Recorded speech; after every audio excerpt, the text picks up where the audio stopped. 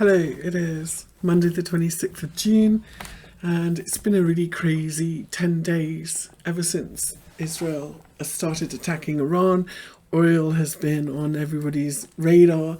For me, I think for the last week, and especially once the US got involved over the weekend, the biggest surprise for me has been that actually the oil market hasn't priced in more instability and more supply problems. There's huge talk about what will happen in the Straits of Hormuz, which is really obviously very important.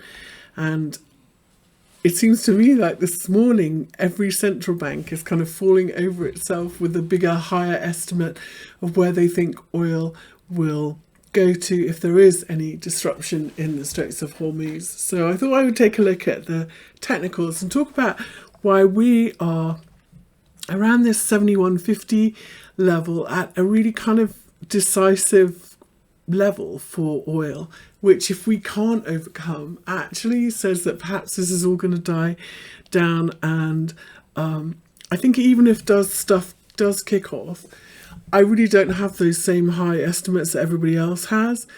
And I think it's going to be one of those sell the spike rather than buy the breakout trades. So let's talk about why and the technical levels that I'm at. I'm looking at a monthly chart here. We'll start with WTI and then we'll do Brent crude. I'm doing the second month out in the futures because obviously in 2020 that was when we went in COVID and we went negative because of supply problems in the WTI contract. And you know, when we look at these monthly and these bunched up moving averages, there's no way that you can say, here we are exactly kind of in the middle with it trading flat. So it's very hard to argue that there's any trend at the moment, having bounced off the lows here. There's really no trend higher or lower. We are sideways with flat monthly moving averages. And for me, that's always a flashing, be careful, you know. It's much, it kind of seconds that feeling about selling the spike rather than buying the breakout. If I take a look at the big fib picture, so if we go from this low in 2020 to this high, you can see that we've bounced from a 68. We bounced from all of these fib levels pretty nicely. And for me, the 236 fib level is like my touchstone. I want to see a reaction there. And if you do get a good reaction here, which we did, then for me it kind of validates all of the other ones to lean on them. And you can see this 38.2 was a little bit messy. They often are. This 50% here in the middle though was a really big deal, and that's at 71.85 in this WTI contract. And here we've bounced from the 61.8. In Fibonacci retrace levels, the area between the 61.8 and the 38.2 is known as the golden ratio zone. And it's kind of one of those consolidation zones where the markets can go sideways for quite a long time while the bulls and bears fight it out, if you like. So this box between kind of 84 and 60 down here at the lows, 59 really, is kind of one of those zones, and these fib levels either side of it, 38.2 and 61.8, are messy. And there's a pivot level in the middle, this 50% level, which at the moment in this chart is 71.85 in this WTI, second month out.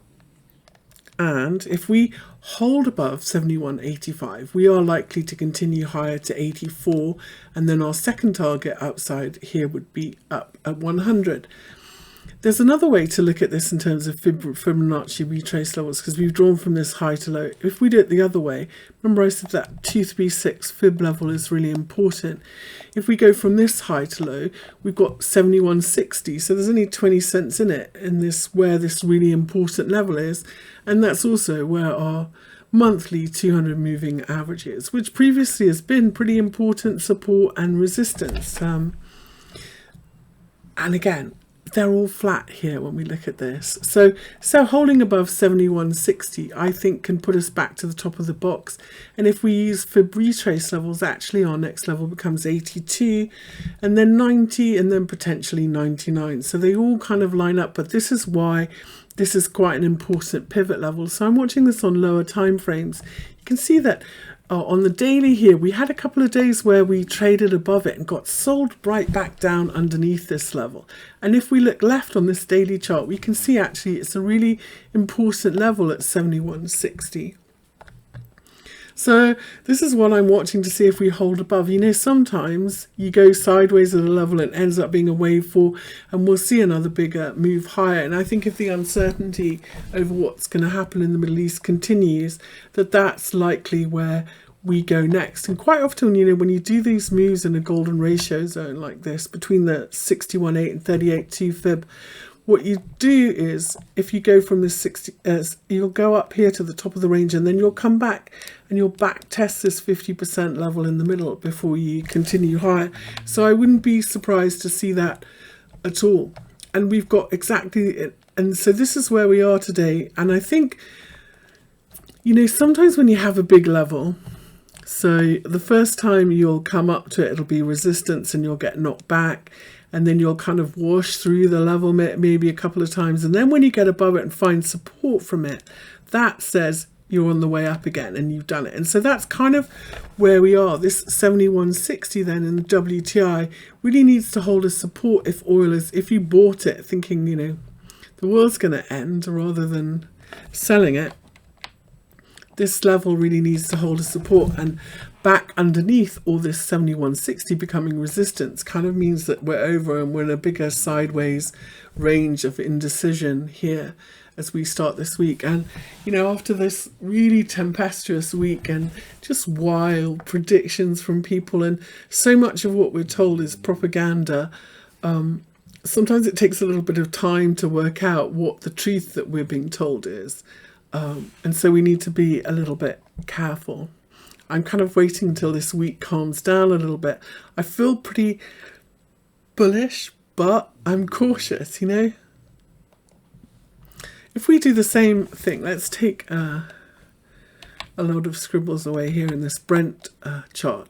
And you can see that we've got exactly the same thing going on. Flat monthly moving averages, if we look at them on the weekly, flat weekly moving averages in Brent crude as well, and we've got exactly the same pattern going on, and this is the front month continuous. So if we go back to the 2020 lows, we're in this golden ratio. We'll put a fib retrace levels on here.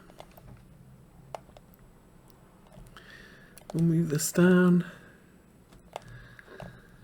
and you can see that we are exactly bouncing from this 61.8 level and fighting around this 50% pivot level in the middle. So in Brent front month, that level to watch, to hold above if we're going to keep going higher on a daily close, is 77.56. And if we do 92s next on the upside, and the same thing, we can apply the same rule here and say that 236 fib from retrace from this high to low is the important one to watch, and that's at 77.58. So you can see these numbers are really, really close together, and these are what we're watching for. And again, we have done this resistance, wash through it, and here we are slightly just underneath it again in Brent. We did a pretty decent double bottom here in this one. We've hit the target.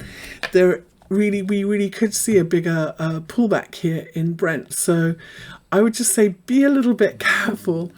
And if 77.58, if we drop underneath it and becomes resistance, again, as we start the week, I would really like to see how this calms down. It doesn't seem like anybody in Iran is in a rush to escalate this. And they, for sure, at the moment have escalation dominance. So I think some of these targets in oil are a little bit fantastical. For me, the next upside in Brent oil would be 99. But again, if we go back and we look at this big kind of golden ratio zone pattern that potentially we are in here in this one, and see where that top of that range is, 92. So holding above 77.50 takes us to 92. And the top of this sideways range in Brent, and from 92 I would expect a pullback to 77. So yeah, stay calm and let's hope everything does start to calm down a bit.